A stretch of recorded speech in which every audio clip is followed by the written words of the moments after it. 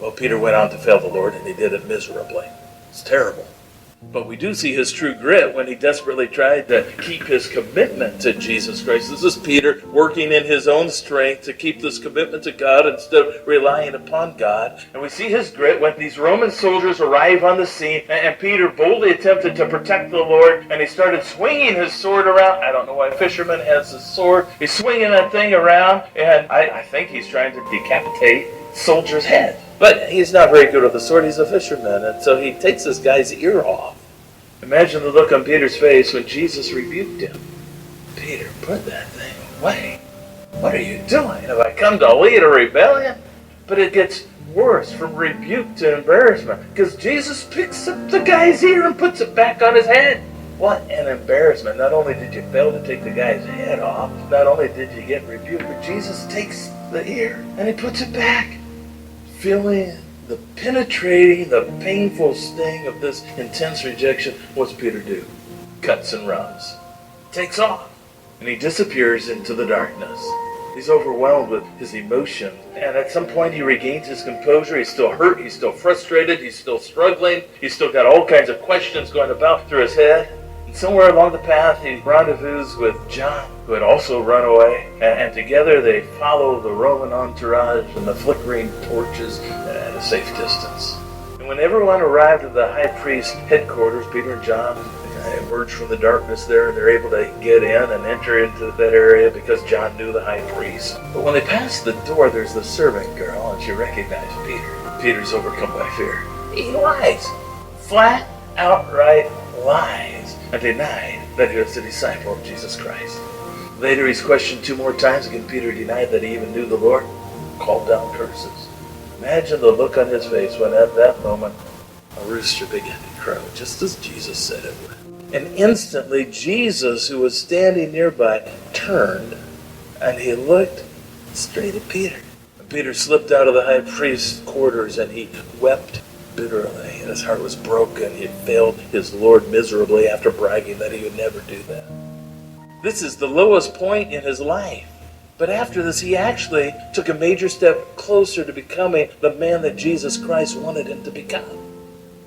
Following Christ's death and resurrection, Peter's still confused, he's bewildered, he's embarrassed. And so he retreated to his old fishing territory. He went to Galilee with his former partners and decided to throw in his nets into the sea once again, something he had not done for nearly 3 years. And it's when we face these insecure moments in our lives that we gravitate back to our old comfort zones. That's usually not a good thing to do, but it's a tendency that I think everybody has. We go back to what we know. Peter, it's the open sea, it's a boat, it's his fishing gear, it's his old fishing buddies, and just going to hang around and do the things that they used to do together. What happened next was a genuine experience that was hauntingly similar to what happened when Jesus called him to leave his fishing business. So after these men have fished all night, caught nothing, great fishermen, we've gone back to what we know, and we catch nothing. Jesus appears on the shore. They didn't recognize the Lord until he told them, "Hey, I want you to throw your nets on the right side of the boat." Oh boy. We go again. And when they obeyed, it happened again. They caught so many fish they couldn't pull the net into the boat. The Lord had basically issued the very same command that he had given 3 years earlier. Who could forget those words? Peter jumped overboard. He waded to the shore while the other disciples pulled in the net. It's full of fish, and they all gathered together on dry land. And Jesus had another surprise for them. They already couldn't fish for them. Jesus didn't need the fish, and they're overwhelmed with this emotion since they knew that it was the Lord. Awkward reunion, because they weren't where they were supposed to be.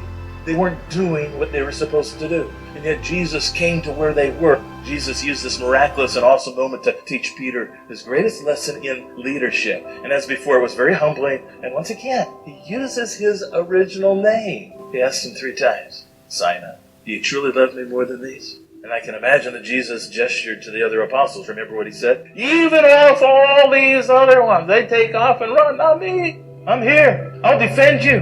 I'll die for you." These ones here, do you love me more than these?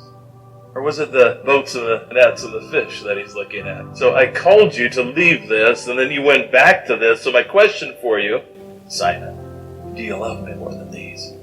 More than what you already know, more than what you're used to, more than what is normal for you. Jesus' final question, however, that brought Peter to a point of brokenness, acknowledging that Jesus Christ had predicted his denial, he said, Lord, you know all things. You know that I love you.